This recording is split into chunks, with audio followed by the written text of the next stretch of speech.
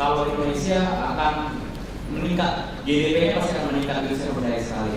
Akan tapi bagaimana dengan kesejahteraan rakyat sendiri? Nah, karena kita tahu kesejahteraan masyarakat masih ada kasta-kastanya, masih ada golongan-golongan sendiri. Ada yang bahasa kasarnya ada kasta atas, ada kasta bawah. Di mana misalnya kayak pekerjaan dengan taraf tinggi dan dengan taraf rendah, itu bagaimana kita menyeimbangkannya? Apakah GDP juga bisa mempengaruhi dari kesejahteraan rakyat itu sendiri? Terima kasih. Baik, pertanyaannya pada intinya mengenai sektor apa saja. Tapi saya ingin memberikan data. Kalau kita lihat di tahun 2009 dari WIPO, ini untuk organisasi yang mendatakan jumlah paten yang didaftarkan. Di tahun 2009 itu negara-negara seperti Tiongkok dan Jepang itu mendaftarkan lebih dari 300.000 paten hanya di tahun 2009 saja. Indonesia unfortunately hanya sedikit di atas 4.000. Itu sudah mencerminkan kapasitas dan mungkin juga threats and opportunities ke depan. Kalau saya melihat bahwa Indonesia ini ke depan harus benar-benar memperhatikan sektor-sektor yang bisa mengandung nilai tambah. Dan nilai tambah itu hanya bisa dilakukan, kapasitas kita bisa merangkak di rantai nilai. Itu hanya bisa dilakukan kalau kita benar-benar serius berinvestasi di pendidikan. Ya. Jadinya kalau kita benar-benar serius melakukan pendidikan, itu nggak tutup kemungkinan untuk kita bisa bukan hanya mencermati, tapi menghasilkan dan membuahkan kesuksesan dalam sektor-sektor yang high-tech centric. Nah, ini sudah kelihatan dari data-data pendukung bahwa Indonesia saja itu sebagai pengguna Facebook itu sudah nomor 2 terbesar di dunia, hampir 50 juta di Indonesia, dan itu hampir sepadan dengan angka middle class kita. Middle class kita tuh 50-60 juta.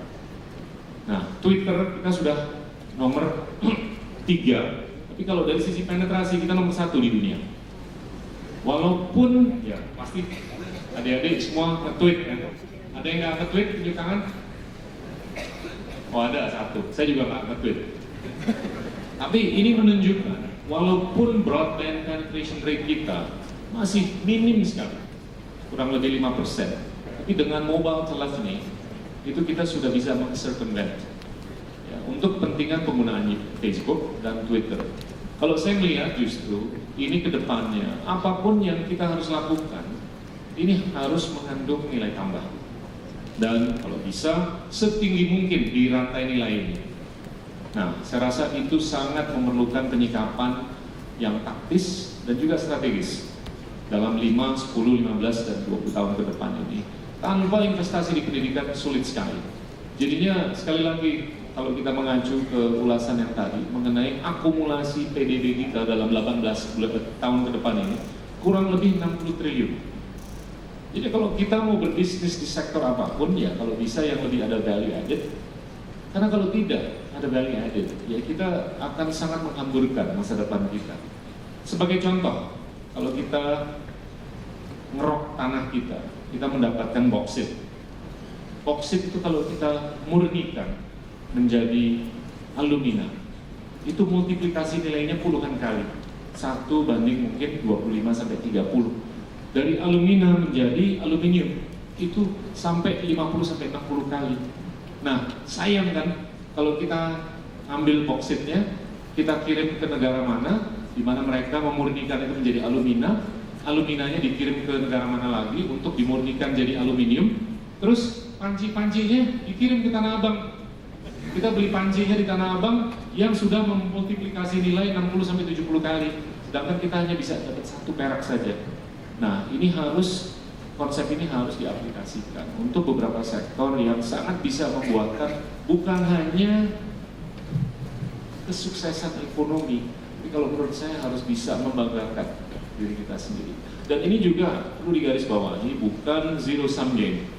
Jadi kalau kita melakukan hal-hal seperti itu, bukan berarti kita harus menganulir hal-hal yang terkait dengan pertambangan dan sumber daya alam dan segalanya. Tapi ini justru gimana kita bisa membesarkan kuenya. Nah, yang kedua terkait dengan guru. Guru ini gajinya memang sangat minim. Tapi jangan lupa, ini terkait dengan postur fiskal kita. Mungkin adik-adik belum tahu, jumlah pembayar pajak di Indonesia itu masih hanya 10 juta.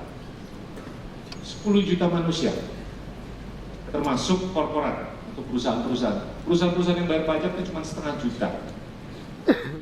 Kita populasinya berapa? 245 juta kan? Tapi yang bayar pajak hanya 10 juta. Nah, bayangin, dengan pembayar pajak yang jumlahnya hanya sedikit di bawah 10 juta, kita sudah mencapai postur fiskal yang sangat dibanggakan oleh komunitas dunia. Apalagi kalau jumlah pembayar pajak itu bisa meningkat ke 15, 20, 25, dan 30 juta. Itu sangat memungkinkan dalam 1 dekade ataupun 2 dekade ke depan untuk meningkatkan jumlah pembayar pajak. Kalau kita bisa mendapatkan pembayar pajak sejumlah, anggaplah 30 juta, saya yakin kapasitas kita untuk mengkompensasi guru dimanapun dari Sabang sampai Merauke itu akan besar sekali. Dan it's only a matter of time. Saya mau cerita sedikit. Saya waktu jadi kepala BKPM, saya memberlakukan peraturan yang agak sedikit draconian, agak sedikit ketat sekali. Di mana IP-nya itu masing-masing harus 3,5. Di mana TOEFL-nya harus 600 minimum. Ya. Saya di demo di jalanan, saya dipanggil ke DPR, di beberapa komisi untuk gimana, karena ini paradigma yang agak beda. Sebelum saya, itu jumlah aplikasi yang kita terima cuma 200. Tapi lucunya, adik-adik, semenjak saya keluarkan policy itu untuk memberlakukan ketentuan IP harus 3,5 ke atas dan TOEFL harus 600 ke atas, tahu yang masuk berapa jumlah aplikasinya? 1476. Saya tidak lupa angka itu, dan itu mencerminkan bahwa di Indonesia ini banyak sekali anak-anak yang talented, anak-anak yang hungry. Dan saya ingat sekali waktu recruiting, saya tuh menceritakan, ya saya hanya bisa memberikan gaji 2 juta ke siapapun yang masuk, 2 juta per bulan. Kalau Anda kerja di IBM, di Citibank, di Goldman Sachs, di JP Morgan, atau di mana, atau di McKinsey, mungkin gajinya bisa jauh di atas angka itu. Bisa mungkin 50 juta, bisa mungkin 100 juta, tapi coba diperhatikan. Ada yang belajar bisnis kan di sini? Ada namanya konsep net present value. Jadinya kalau kita hitung 1 dekade dari sekarang, kapasitas kita untuk memberikan remunerasi atau kompensasi yang tinggi, karena fiscal space kita akan jauh lebih besar daripada sekarang, itu kita hitung aja present value-nya. Dan mereka juga mikir, bahwa ini make sense juga. Dan mereka juga mikir, wah mungkin kalau saya kerja di JP Morgan, mungkin setelah 3 tahun saya bisa dipecat kalau lagi ada krisis atau apa. Tapi kalau kerja di pemerintah, itulah kenyataannya. Saya bukan mau merekrut di sini, tapi saya hanya mau menceritakan saja bahwa kedepannya ini kapasitas kita untuk menggaji guru akan sangat lebih besar daripada sekarang. Dan saya yakin ini akan tercermin.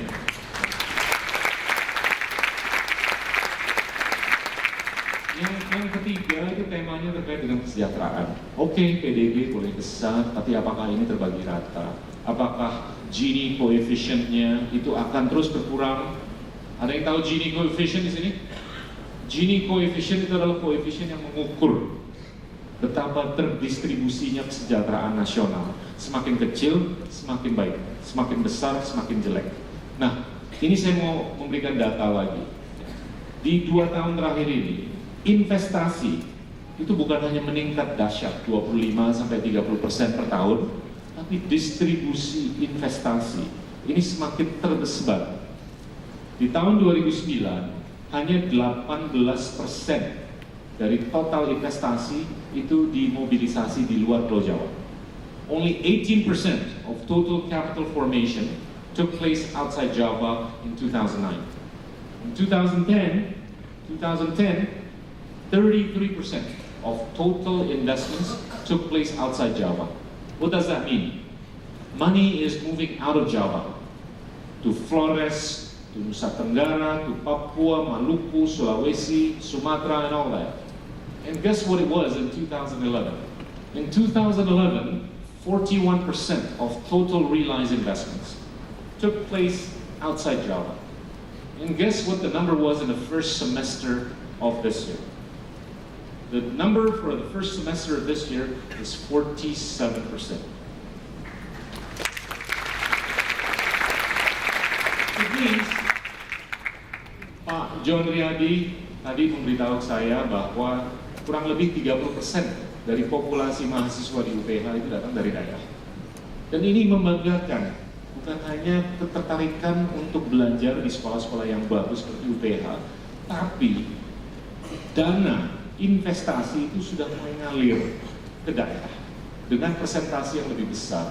In an ideal scenario, I do believe if we can deploy capital, 60% of the total capital formation to outside Java, I think that will be the equilibrium.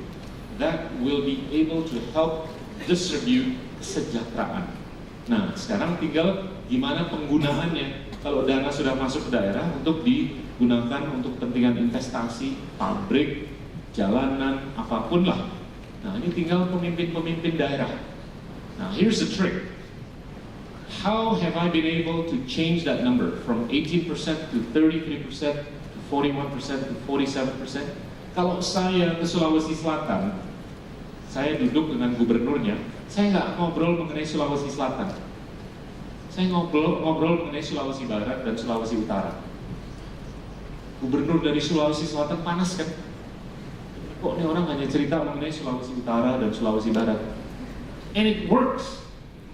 It works by way of talking about regions outside the region that I'm in. Malamnya dia akan berpikir, wah, kalau saya mau meyakinkan Pak Menteri untuk bicara mengenai Sulawesi Selatan, kalau gitu saya harus kerja lebih keras. And when I go to Sulawesi Utara, saya bicara mengenai Sulawesi Selatan. Kalau saya lagi ke Padang, saya bicara mengenai Jambi. Kalau saya lagi ke Ambon, saya bicara mengenai Maluku Utara. Kalau saya lagi ke Lombok, saya bicara mengenai Kupang. Kalau saya lagi ke Bali, saya bicara mengenai Lombok. That's how I was able to get the governors, the bupatis, and the wali kotas to work together in achieving a better distribution of capital. So, my answer to your question in terms of being able to distribute kesejahteraan atau welfare, it's not going to happen by tomorrow. But by the time you graduate from this college, I guarantee you, Indonesia will have a far better distributed system of welfare. Selamat pagi Pak, selamat Pak Menteri. Saya mau bertanya, nama saya Albert Fakdauer. Saya dari Fakultas Seni Musik. Mana seni musik suaranya? Oke, yang saya ketahui bahwa Bapak memang sudah berlatar belakang musik. Saya akan membahas soal musik Pak. Dibahas pertanyaan singkat dan padat. Oke, saya ingin tahu bagaimana langkah pemerintah Indonesia untuk mendukung ilmu seni dan musik di kancah mancanegara di dunia internasional. Karena yang kita tahu bahwa Amerika Serikat mereka sangat mendukung di bagian perfilman maupun di musik, dan sekarang siapa yang nggak tahu Jay-Z, siapa yang nggak tahu Justin Bieber, dan semua orang tahu. Dan bagaimana Pak langkahnya untuk pemerintah Indonesia bisa mendukung ilmu seni dan musik dan kebudayaan di Indonesia? Itu saja. Intinya anggaran yang harus ditingkatkan untuk kepentingan Angkatan Laut dan ujung-ujungnya kedaulatan, territorial integrity. Ini perlu diketahui bahwa ruang fiskal kita, tadi saya bicara mengenai dompet kita tuh makin lama makin besar. Anggaran kita tuh beberapa tahun yang lalu tuh cuma berapa ratus triliun. Tahun ini itu sudah di atas 1.500 triliun. Dan itu hanya dengan catatan, hanya sedikit di bawah 10 juta perusahaan dan individu yang bayar pajak. Nah, ini semakin banyak yang bayar pajak, dan ini budaya wajib pajak saya rasa sudah mulai menyeluruh. Tinggal gimana kita bisa tindak lanjuti ke depan. Nah, semakin kita bisa meningkatkan ukuran dompet kita atau ruang fiskal, ini semakin kita bisa mengeluarkan anggaran untuk kepentingan-kepentingan yang sangat strategis. Ya, saya setuju sekali bahwa Angkatan Laut kita, Coast Guard kita, dan sistem maritim kita ini harus benar-benar diberdayakan. Ya. Terkait dengan perikanan, ikan ini kan nggak ada KTP. Ya, jadi dia kalau berenang dari Indonesia terus keluar dari teritorial atau perbatasan kita terus ditangkap di negara tetangga, kita klaimnya gimana? Karena dia nggak punya KTP kan. Tapi kalau kita punya perangkat yang bisa menjaga, dan alhamdulillah anggaran kita ini sudah meningkat ya, untuk khususnya kepentingan armada udara, darat, dan laut. Dan ini akan terus meningkat, ya ini bisa juga dikatakan ini tercermin dalam upaya kita untuk membeli peralatan ya dari Amerika, dari Eropa untuk F-16 dan juga helikopter dan juga kapal-kapal selam dari Korea dan dari Eropa. Ini anggaran untuk pertahanan kita ini akan terus meningkat, bahkan untuk 5 tahun ke depan itu kurang lebih 150 triliun rupiah. Jadi semakin ke depan ini nggak usah khawatir ya, kapasitas kita untuk menjaga dan mempertahankan diri kita sendiri ya, bukan secara ofensif tapi secara defensif ini akan lebih kelihatan.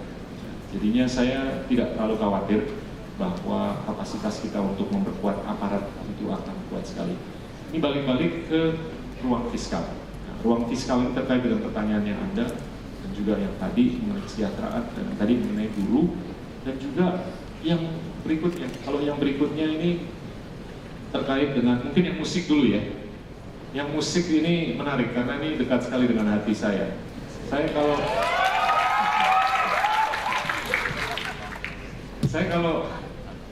Saya kalau bicara mengenai musisi itu hampir sama dengan bicara mengenai atlet. Saya juga suka sekali olahraga. Saya membina musisi. Ada yang tahu Smash nggak? Band Smash tahu? Tahu produsernya siapa? Menteri Perdagangan.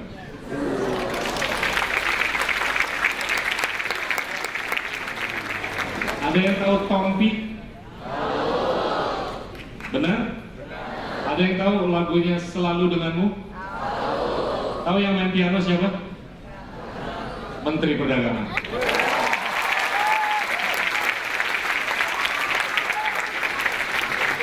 Saya sudah memproduksi kurang lebih 17 album, termasuk Smash, Tompi, dan saya juga membantu distribusi Dewi Lestari dan beberapa artis lainnya, Dwiki Darmawan juga.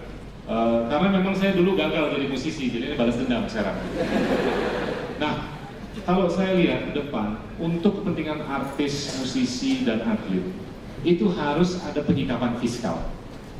Ujung-ujungnya harus ada penyikapan fiskal. Dalam arti, ini kasihan sekali kalau kita lihat atlet, apalagi atlet badminton yang sering kali menang, itu kesejahteraan mereka setelah pensiun tidak terjamin.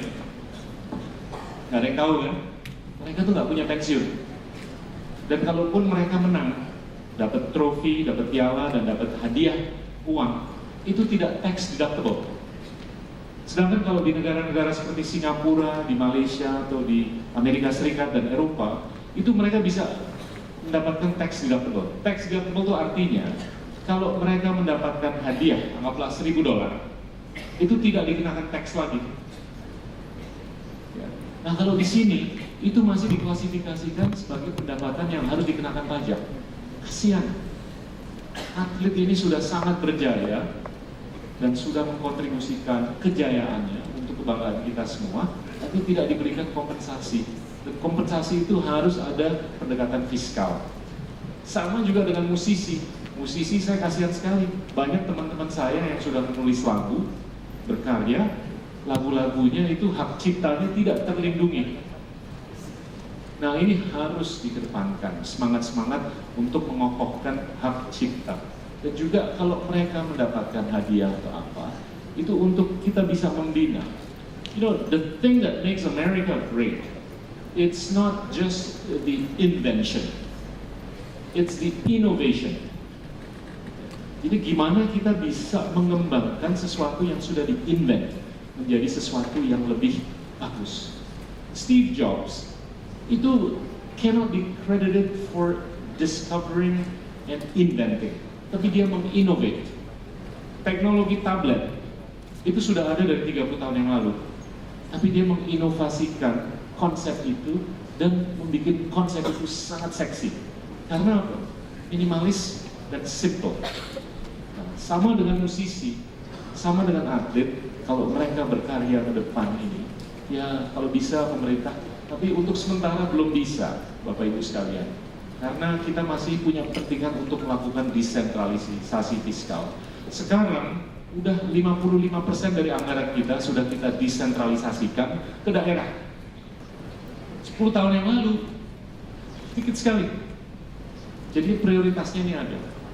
Jadi prioritasnya untuk sementara desentralisasi untuk pembangunan di daerah, dan juga nanti pertahanan, tapi saya yakin dalam waktu dekat, ya, in the near foreseeable future, dalam beberapa tahun, ini kepentingan untuk menjaga kesejahteraan dan menginduce, mengencourage, dan mengincentivize para musisi dan juga para atlet, itu akan sangat ada. Semua tergantung ruang fiskal.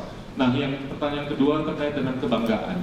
Ini terkait dengan cerita saya waktu saya membina olahragawan. Saya juga seringkali membina para pegolf. Itu banyak sekali pegolf-pegolf Indonesia yang piawai. Kalau main di kandangnya mereka sendiri, luar biasa. Bahkan hampir menyamai pemain-pemain dunia, mungkin nggak sekelas Tiger Woods, tapi yang nomor 10 sampai nomor 20 itu sangat bisa disamai. Tapi bedanya apa? Begitu mereka tampil di arena internasional, di T-box nomor 1, mereka ditampilkan di sebelah bule-bule. Langsung minder. Ditanya, hey, how are you doing?